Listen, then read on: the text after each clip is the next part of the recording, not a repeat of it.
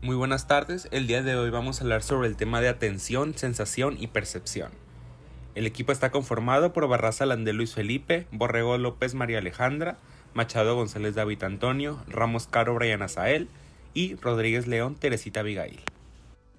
La sensación, la percepción y la atención son procesos complejos que ayudan al funcionamiento de nuestra mente, pero no constituyen un fenómeno unitario, sino más bien representan un conjunto de funciones. La sensación consiste en recibir, convertir y transmitir la información sensorial de nuestro entorno a nuestro cerebro. La percepción permite que organicemos e interpretemos esta información sensorial dándole un significado. Y por último, la atención nos permite analizar de forma adecuada el entorno y centrarnos específicamente en aquello que nos resulta relevante para nuestros objetivos. A continuación hablaremos sobre la atención, sobre su definición y su concepto. La atención se define como el mecanismo implicado directamente en la activación y funcionamiento de los procesos y/u operaciones de selección, distribución y mantenimiento de la actividad psicológica. Para entender mejor lo que es la atención, imaginemos que estamos en la calle hablando con un amigo. La información externa que recibimos es mucha y variada: el ruido del tráfico, una pareja que está hablando pasa a nuestro lado, un niño que está llorando mientras su madre lo consuela, etc. Sin embargo, no nos limitamos a recibir toda esta estimulación, ya que habitualmente solo nos importa parte concreta de ella, por lo que buscamos y seleccionamos aquellos estímulos que nos interesan y nos concentramos en ellos. Siguiendo con el tema de la atención y definición y concepto, vamos a abarcar los tres tipos de procesos: los procesos selectivos, de selección y mantenimiento, que son en los que actúan las diferentes formas de la atención. Para empezar, los procesos selectivos son los que se activan cuando el ambiente nos exige dar respuesta a un único estímulo, en presencia de otros estímulos y distractores. Un ejemplo de este podría ser cuando estamos estudiando en la biblioteca. Nos concentramos en lo que estamos leyendo, en lo que estamos estudiando, e ignoramos el resto del ruido ambiental, como el ruido de las sillas, las conversaciones de los estudiantes que están en la mesa de al lado. Por otro lado, los procesos de distribución se activan cuando el ambiente nos exige atender a los estímulos de forma simultánea, en lugar de centrarnos en un único aspecto del ambiente. Por ejemplo, la actividad de conducir, en la que al mismo tiempo comprobamos el espejo retrovisor, controlamos el movimiento de las pedales y el cambio de las marchas. Por último, al hablar de los procesos de mantenimiento, entendemos que estos se activan cuando tenemos que concentrarnos en una tarea durante periodos de tiempo prolongados, como es el caso de los controles aéreos. Procesos controlados. Es el control de los mecanismos de atención para su desarrollo. Existen muchas situaciones que se necesitan del control de los mecanismos adicional para su correcto desarrollo. En estas situaciones se considera que se activan los procesos controlados. A nivel cognitivo, comprender una argumentación o expresar ideas verbales también serían de ejemplos de procesamiento controlado.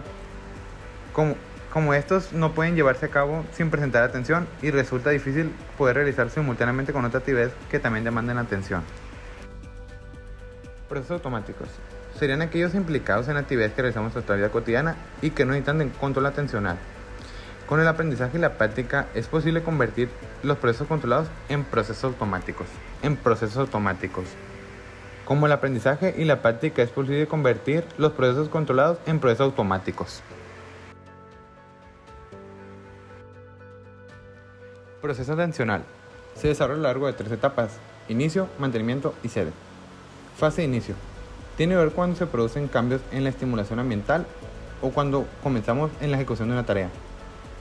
La segunda fase es la de mantenimiento atencional. Si queremos procesar adecuadamente la información o queremos desarrollar correctamente una tarea, la atención se debe permanecer centrada durante cierto tiempo en aquello que nos interesa.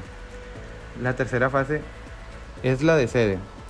Tiene lugar cuando dejamos de prestar atención en el estímulo o dejamos de centrarnos en la tarea que estamos desempeñando. A nivel perceptivo, el cede atencional se hace evidente en aquellas situaciones en las que la estimulación es continua. En los procesos atencionales de selección, distribución y mantenimiento de la actividad mental podemos encontrar 3 tipos principales de atención, que es la atención selectiva, atención dividida y atención sostenida. La atención selectiva sería la habilidad que tiene un individuo para responder a los aspectos que requieren una determinada situación o actividad y asimismo ignorar el resto de estimulación no necesaria para llevarla a cabo. La atención dividida se refiere a la habilidad que tiene una persona de atender al menos dos estímulos al mismo tiempo o cuando se encuentra frente a diferentes estímulos, el poder repartir los recursos atencionales de modo que pueda desempeñar una tarea compleja. Por último, tenemos la atención sostenida, que esta tiene lugar cuando una persona necesita permanecer concentrada en los requisitos necesarios para sí mismo llevar a cabo una determinada actividad y poder desempeñarla durante un periodo prolongado de tiempo. Dentro de este ámbito, algunas actividades pueden exigir mantener la atención durante un periodo temporal prolongado a la espera de un posible evento que ocurre ocasionalmente y cuya aparición es prácticamente impredecible para el individuo, y este tipo de tareas se le puede conocer como tareas de vigilancia. A continuación les presentaré sobre el tema alteraciones atencionales. La alteración podría definirse como la capacidad de generar, seleccionar, dirigir y mantener un nivel de activación adecuado para procesar la información relevante. Actualmente, la atención es considerada como una función neuropsicológica básica necesaria para el correcto funcionamiento de otras funciones cognitivas, como la memoria, el razonamiento, etc. Cuando aparecen alteraciones atencionales, estas suelen afectar profundamente al funcionamiento de la vida diaria de las personas que la padecen. También se ha observado que en determinados trastornos psiquiátricos como la ansiedad y la depresión presentan perfiles atencionales alterados que suelen estar asociados a los síntomas primarios del trastorno. Incluso en patologías como la esquizofrenia, los problemas atencionales son considerados directamente como síntomas primarios. Ahora vamos a hablar sobre las patologías atencionales. Primero, vamos a tener la negligencia unilateral izquierda. Es un desorden neurológico que hace que la persona que aparentemente tiene un grado de conciencia normal no pueda reconocer los estímulos que estén a uno de los lados de su cuerpo. Este se debe a un accidente cerebrovascular o a ictus. En este caso, el paciente presentará una falta de atención y de respuesta a los objetos, personas u otros estímulos provenientes del lado colateral a la lesión. Incluso, se llega a ver pacientes que desconocen sus propias extremidades, brazos o piernas, a pesar de que no existe ningún déficit sensorial. Después tenemos el TDAH, o también conocido como el TDAH, el trastorno por déficit de atención. Esta es una afección crónica del desarrollo neurobiológico, caracterizado por el déficit de atención, impulsividad e hiperactividad motora y o vocal, que afecta a millones de niños en el mundo y que muy a menudo continúa hasta la edad adulta. El TDAH tiene diferentes síntomas atencionales e hiperactivos. Los más relevantes atencionales son que el niño no presta atención suficiente a los detalles y suele cometer errores por descuido en sus tareas o actividades. Generalmente tiene dificultades para mantener la atención, parece no escuchar cuando se le habla, se distrae fácilmente y es descuidado en la realización de sus actividades. Por otro lado, en síntomas hiperactivos vamos a encontrar que mueve en exceso sus manos o pies, o se remueve en su asiento, abandona el asiento en clase o en otras situaciones en las que se espera que permanezca sentado. Corre o salta excesivamente en situaciones en las que es inapropiado. Y por último, interrumpe las actividades de otros o se entromete en las conversaciones o juegos. La definición y concepto de sensación y percepción. La sensación se refiere al proceso de detección de estímulos de nuestro alrededor a través de los sentidos del tacto, gusto, vista, oído y olfato. Se inicia cuando los órganos sensoriales reciben energía de los estímulos físicos del entorno. Esta información sensorial recibida por nuestros sentidos es convertida en impulsos nerviosos que son enviados a nuestro cerebro. Y este es el momento en el que la percepción entra en acción. La percepción se define como la forma de interpretar estas sensaciones sensoriales y mediante su interpretación dar sentido a todo lo que nos rodea. Es decir, la sensación sería el proceso por el cual los receptores sensoriales y el sistema nervioso reciben y representan la energía de los estímulos que provienen del ambiente, mientras que el proceso perceptivo sería el encargado de organizar e interpretar la información sensorial recibida.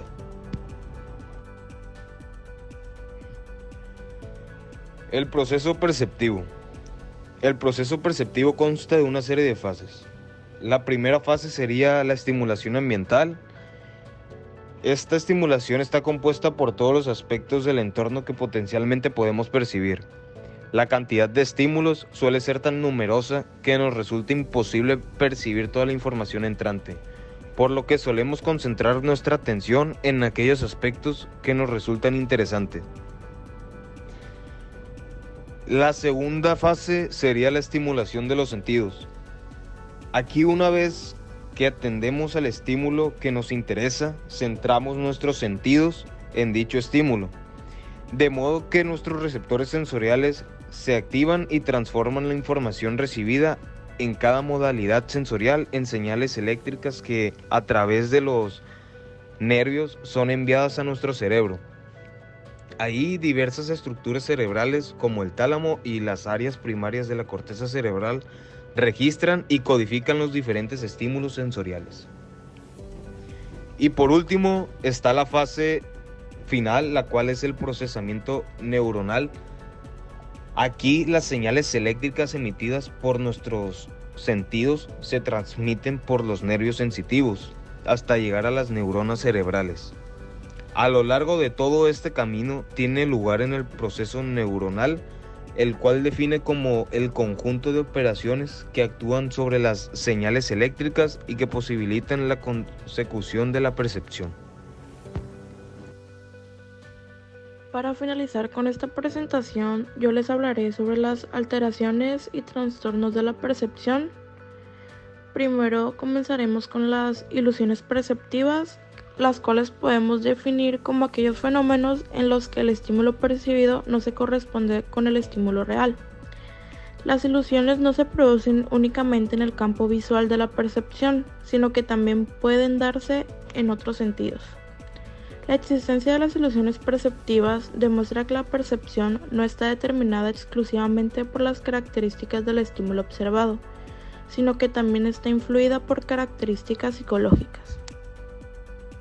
A continuación veremos unos ejemplos como la primera imagen, que es la ilusión de Ponzo, donde las dos líneas horizontales tienen la misma longitud, pero la de la parte superior parece más larga. También se puede observar en el siguiente ejemplo, donde las líneas horizontales parecen de distinto tamaño, pero todas son iguales. Continuaremos con las alucinaciones, que son las experiencias perceptivas que aparecen en ausencia de estímulos externos. Las alucinaciones no solo se dan en la esquizofrenia, sino que pueden producirse en una gran variedad de trastornos orgánicos. Pueden ser inducidas por el consumo de tóxicos, depresiones y demencias. Estas producen emociones y acciones similares a las que sucederían ante estímulos realmente percibidos y se presentan principalmente en periodos de ansiedad y estrés.